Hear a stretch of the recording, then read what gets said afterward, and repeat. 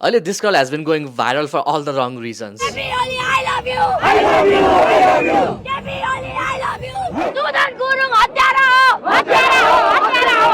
Happy Holi न्याय गर. गृहमन्त्रीलाई समाते. कोही पनि कानुनमाथि नाइके बन्न खोज्यो भने खबरदार त्यो मान्छेलाई एमालेको जनसागरले छोड्ने छैन. गैर कानुनी रूपमा नेकपा एमालेको अध्यक्षलाई जसरी पक्राउ पूर्जी जारी गरियो, जसरी पक्राउ गरियो. अनि अहिले फेरि उसले दिएको नयाँ इन्टरभ्यूमा इन्टरभ्युअरले उसलाई चुप बनाएको क्लिपहरू it's going super viral. First let's watch those clips है त.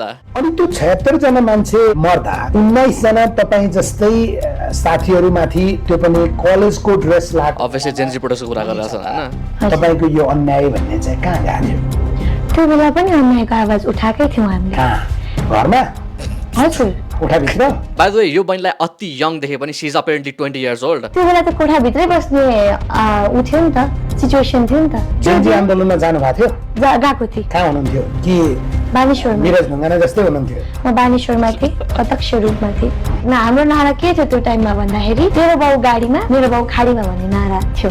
अनि जो मान्छेमाथि यत्रो मान्छेहरू मारेको आरोप छ, तपाईँ जस्तै साथीहरू मारेको आरोप छ, उसैलाई पक्रिँदा कारवाही नगर भनेर तपाईँ सडकमा आउनुहुन्छ, गर्न चाहिँ के हो यहाँ?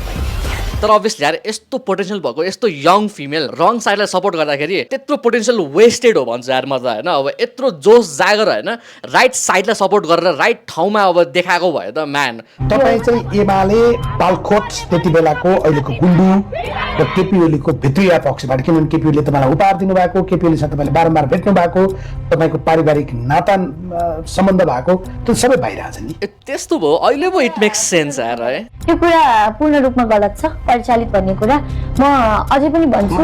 अन्यायको विरुद्ध जहिले पनि रोड नलिन चाहिँ मैले सिकेको छु. म एमालेको समर्थक त हो नि त. तपाईँबाट सुरु हुँदैन, तपाईँ त एमालेको झोले हो नि, किनभने एमाले त झोले अभियानै चलाएको थियो नि. ठिक छ. एउटा अनि कस्तो कम्युनिस्ट पार्टीको सदस्य तपाईँ? कम्युनिस्ट पार्टीमा बा भन्ने त मैले नेपालमा मात्रै सुने हो. मैले विश्वका धेरै कम्युनिस्ट पार्टीहरू पढाएको छु. तपाईँहरूको पार्टी त खिचडी पार्टी हो. This man is straight up cooking this girl यार.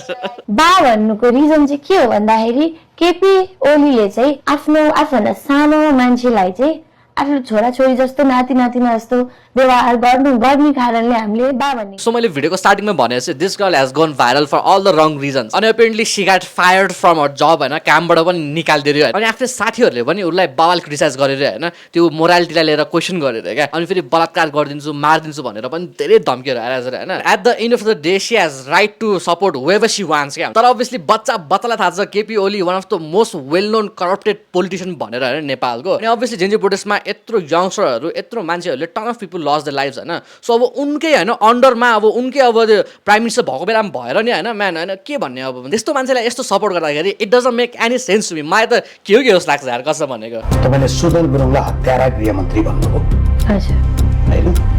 सुदन गुरुङ हत्यारा गृहमन्त्री हुन्छ? सुदन गुरुङले त मेरो हत्या गर्नु भएन. त्यसमा सुदन गुरुङको हात छ? के भन्छ what is she talking about? मेरो कुरा चाहिँ मेरो प्रश्न त्यो समयको म त्यहाँनिर सोध्छु, तपाईँले सुदन गुरुङलाई हत्यारा गृहमन्त्री राजीनामा दिए भनेको चाहिँ अहिलेको अवस्था तिमीले हत्या गर्यो गृहमन्त्री भएछ भने होइन? तपाईँले जेन्जी आन्दोलनका क्रममा जुन 76 जनाको ज्यान गयो त्यो हत्यामा तिमी पनि संलग्न छौ भने हो.